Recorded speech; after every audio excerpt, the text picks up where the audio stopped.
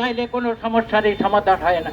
সেই কারণে আমরা দেখেছি স্বাধীনতার পর, মুক্তিযুদ্ধের পর যারাই সরকারে এসেছেন তারাই বৈষম্য করেছেন, এইসব উস্কানি দিয়ে বলৎকার দর্শন সৃষ্টি করেছে। সেই কারণেই 24 সালে প্রতিবাদ হয়েছে, সরকার উৎখাত হয়েছে।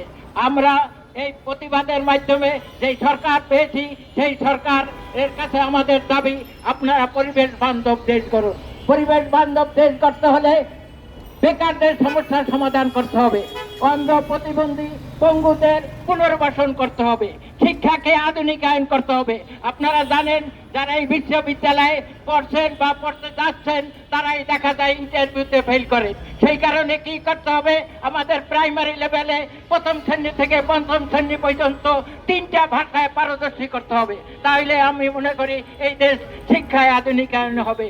তাই আসুন আমরা সবাই ঐক্যবদ্ধভাবে এই দেশটাকে বৈষম্য বিরোধী, আধুনিক, গণতান্ত্রিক, ক্ষুধা দারিদ্র মুক্ত দেশ করি। সবাইকে ধন্যবাদ। বাংলাদেশ চিরজীবী হোক।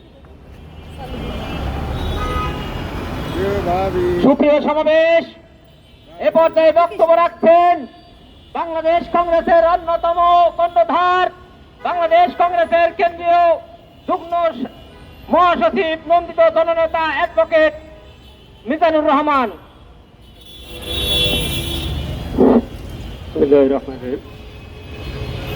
আজকার বাংলাদেশ কংগ্রেস কর্তৃক আয়োজিত শিশু নির্যাতন ও যৌন হয়রানি বন্ধের দাবিতে মানববন্ধনে উপস্থিত বাংলাদেশ কংগ্রেসের সম্মানিত সভাপতি, উপস্থিত আছেন বাংলাদেশ কংগ্রেসের সম্মানিত মহাসচিব সহ বাংলাদেশ কংগ্রেসের বিভিন্ন পর্যায়ের নেতৃবৃন্দ। এই মানববন্ধনে সকলের উপস্থিতির জন্য সকলকে আমি আন্তরিক ধন্যবাদ জানাচ্ছি। আজকের যে টপিক, আজকের যে বিষয়, অত্যন্ত একটি গুরুত্বপূর্ণ বিষয় নিয়ে বাংলাদেশ কংগ্রেস আজকের জনসমক্ষে দাঁড়িয়েছে।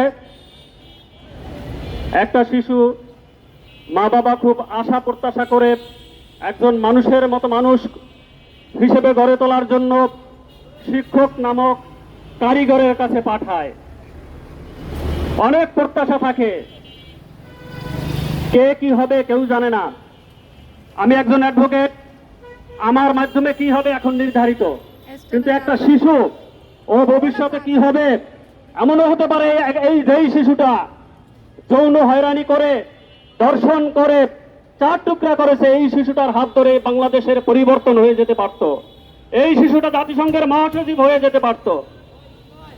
অত্যন্ত পরিতাপের বিষয় বলতে হয়, বাংলাদেশের মতো একটা মুসলিম কান্ট্রিতে একটা শিশুকে ধর্ষণ করে 4 টুকরা করা হয়, একটা শিশুকে ধর্ষণ করে আলেম নামক ভণ্ডদের মাধ্যমে আগুন জ্বালিয়ে দিয়ে পুড়িয়ে দেওয়া হয়। এর চেয়ে জঘন্যতম কাজ আমি মনে করি এই পৃথিবীতে আর নাই।